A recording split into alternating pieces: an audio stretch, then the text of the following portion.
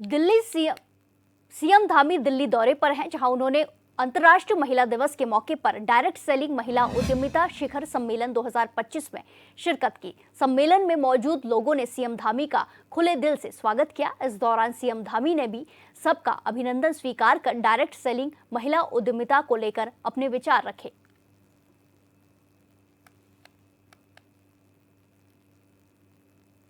आज हमारी देश की मातृशक्ति ने अपने आप को हर क्षेत्र में सिद्ध किया है।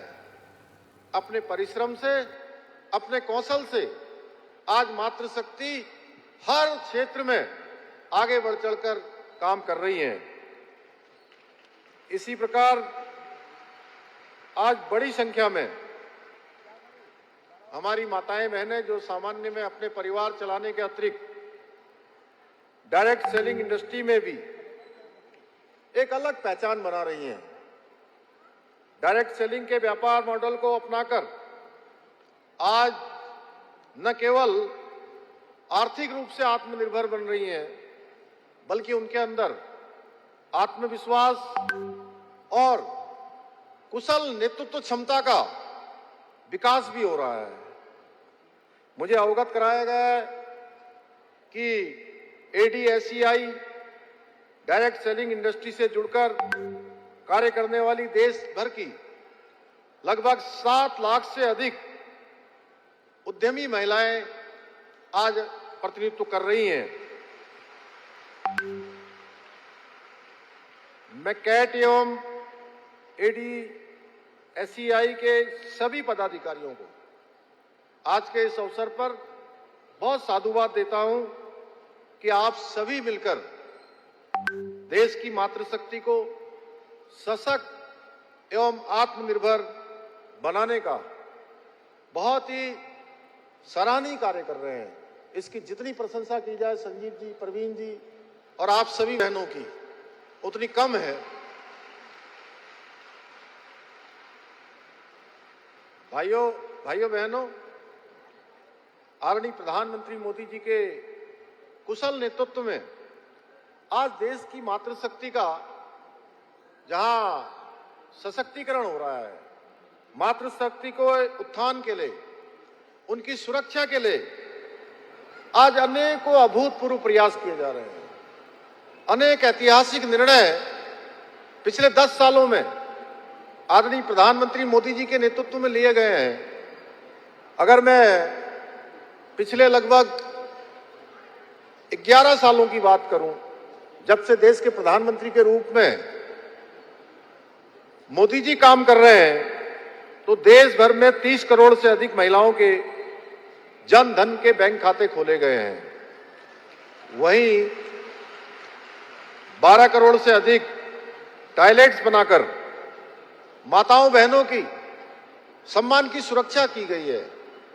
एक समय था कि बहुत जो हमारे ऐसे स्थान थे जहां अगर किसी माता बहन को शौच जाना होता था तो पूरे दिन भर का इंतजार करना पड़ता था, और कई बार उसके कारण से उनके स्वास्थ्य पर भी जो है बहुत प्रतिकूल प्रभाव पड़ता था।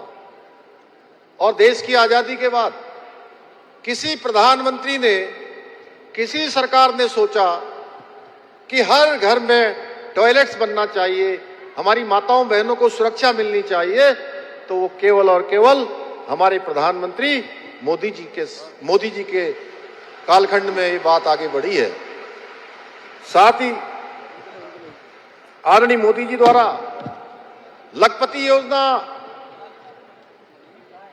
लखपति दीदी योजना के माध्यम से 1 करोड़ से अधिक महिलाओं को लखपति दीदी बनाने का संकल्प पूरा करने के साथ साथ 30 करोड़ से अधिक महिलाओं को मुद्रा लोन योजना के अंतर्गत लोन देकर सशक्त एवं आत्मनिर्भर और उनको रोजगार से जोड़ने का काम किया जा रहा है। इतना ही नहीं, आप सबको पता है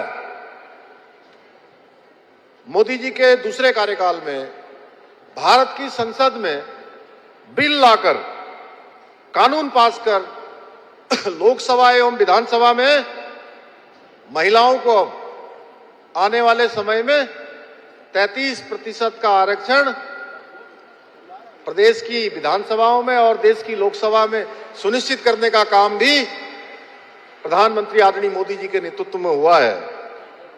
इसी क्रम में अभी संजीव जी कह रहे थे, मैं देवभूमि उत्तराखंड से आता हूं और देवभूमि उत्तराखंड में हमने जो देश की आजादी के बाद देवभूमि उत्तराखंड को देश का पहला राज्य होने का गौरव प्राप्त हो गया, जहां भारत के संविधान के अनुच्छेद 44 में